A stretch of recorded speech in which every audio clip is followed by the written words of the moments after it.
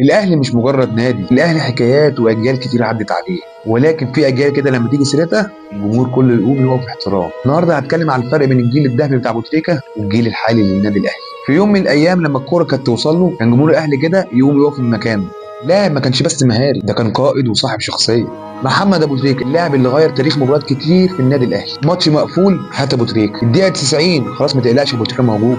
جيل كامل ما كانش يعرف الهزار في البطولات، بركات السرعه، ابو تريكه العقل، لافيو الحسم، وائل جمعه الصخري. جيل لعب قدام اكبر فرق افريقيا وكسب، جيل خلى اسم الاهلي في افريقيا مرعب. جيل تريكه ما كانش بيكسب بس، لا ده كان بيسيطر كمان.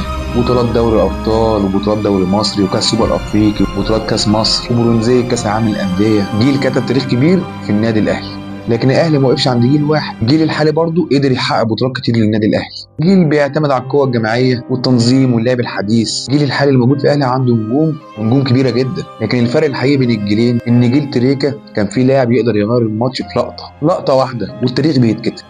في النادي الاهلي مش كل الاجيال زي بعضها، في جيل كان داخل الماتش عشان يكسب، وفي جيل داخل الماتش عشان يعرف هيشوف هيحصل ايه. جيل تريكا كان عنده مبدأ واحد فقط، لو الاهلي اتاخر بهدف يقلب الماتش، لو الماتش صعب هنحسمه، لو الجمهور قلقان هنضمنه. جيل تريكا كان شايف ان الهزيمه اهانه، ان القميص الاحمر ده لازم يكسب. جيل لما كانت الكره توصل لابو تريكا المنافس نفسه كان بيترعب. اما الجيل الحالي عنده مهارات وعنده بطولات، ولكن احيانا العقليه مختلفه. الماتش الصعب يبقى صعب فعلا، وما يكون صعب تلاقي كمان حتى الفريق ممكن يهدى، مش حماسي. الشراسه اللي كانت موجوده زمان بقت اقل. الفرق بين الجيل ده والجيل ده، جيل تريكا كان بيلعب عشان يسيطر، اما الجيل الحالي احيانا بيلعب عشان يعدي.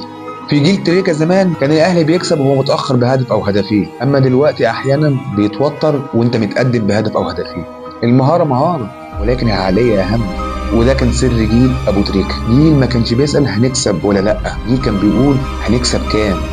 دي مقارنه سريعه بين جيل ابو تريكه والجيل الحالي. جيل ابو تريكه كان جيل محترم، جيل كان عايز يكسب بمعنى الكلمه، شفت الاهلي ده عنده اهم حاجه، اهم من الفلوس، اهم واهم واهم. اما الجيل الحالي فيه لعيبه كويسه جدا واحسن لعيبه مصر، ولكن الماده بقت اهم والعقليه مش زي جيل تريكه.